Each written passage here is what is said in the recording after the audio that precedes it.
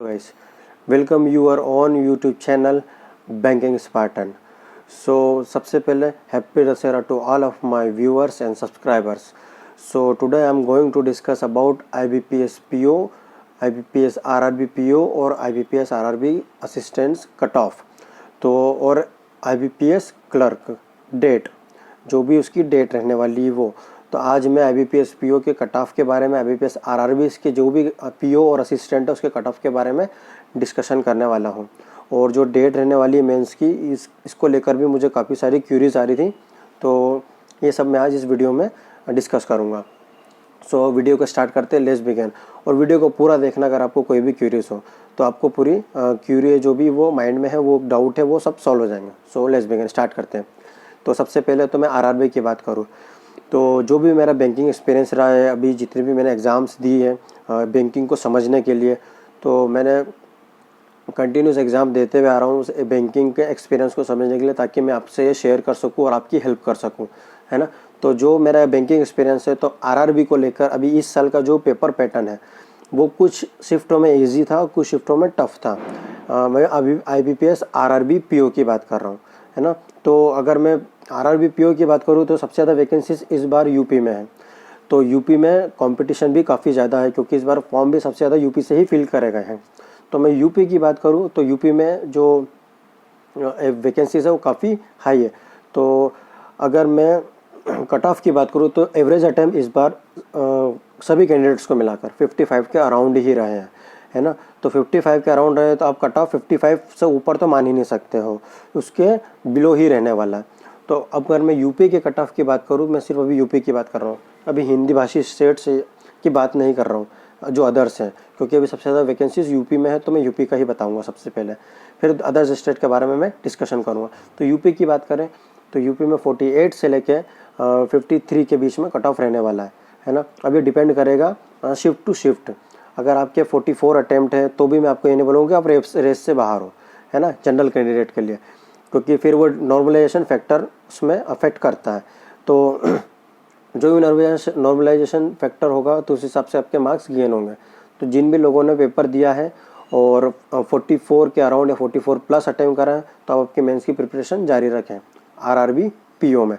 और others states हैं जैसे MP और राजस्थान, तो मैं अभी हाई स्टेट्स कट ऑफ पे नहीं जा रहा हूँ, जैसे पंजाब हो गया, हरियाणा हो गया, तो इन स्टेट्स पर अभी मैं नहीं जा रहा हूँ। अभी मैं सिर्फ MP UP मतलब एवरेज रहने वाले हैं उन लोगों की, मैं अभी उन स्टेट्स की बात मैं कर रहा हूँ, अभी छत्तीसगढ़। तो अगर मैं MP और राजस्थान की बात करूँ तो यहाँ पर कट ऑफ जो रहेगा आपको देखने को मिलेगा 48 से लेके 51 के बीच में, और ये नॉर्मलाइजेशन के बाद बोल रहा हूँ मैं, है ना। तो इसके अराउंड ही रहेगा, मतलब 48 +-2 और 51 +-2, तो इसके बीच में रहेगा जनरल कैटेगरी के लिए, है ना।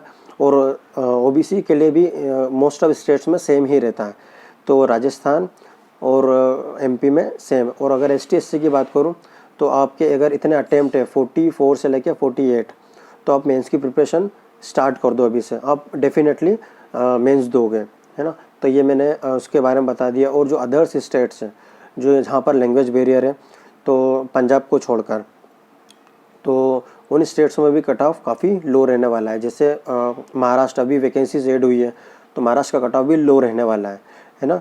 लो का मेरा मतलब है कि 42 से लेके 46 के बीच में, इसके अराउंड ही वो घूमेगा कट ऑफ। और मैं बिहार की बात करूँ तो बिहार में भी इस बार कट ऑफ काफ़ी लो देखने को मिलेगा।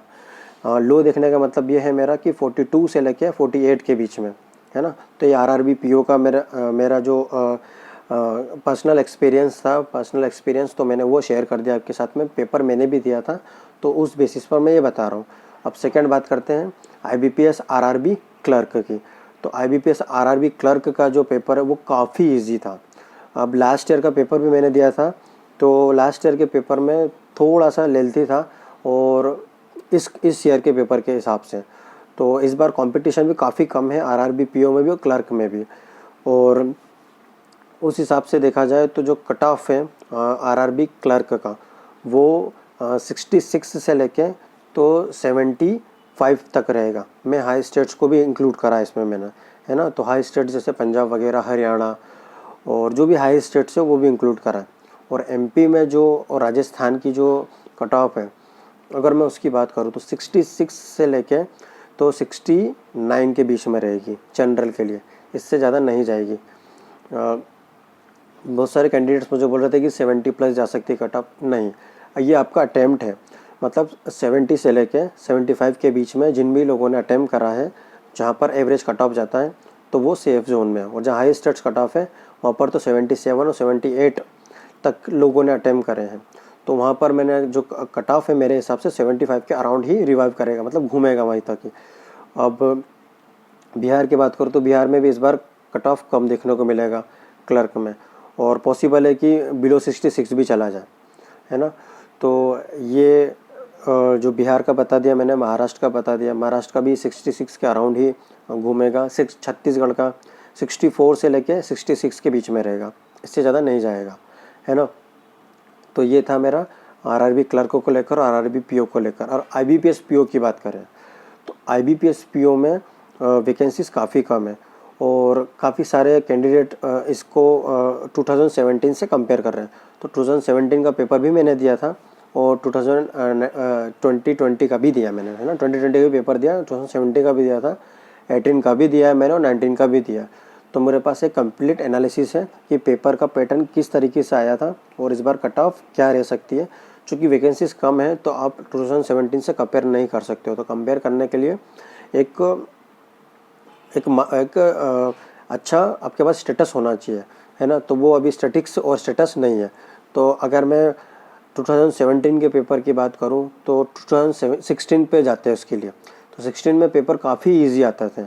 जो अभी क्लर्क लेवल के पेपर हैं वो उस समय पीओ में आते थे, 2 से 3 पजल्स आती थी, बाकी मिसलेनियस होते थे, वो काफ़ी इजी आते थे, है ना। तो जैसे ही पैटर्न चेंज हुआ 2017 में, तो क्या हुआ है कि पेपर को थोड़ा सा लेंथी करा, तो स्टूडेंट्स को एकदम उसको डिफ़िकल्ट हुआ उसको सॉल्व करने के लिए।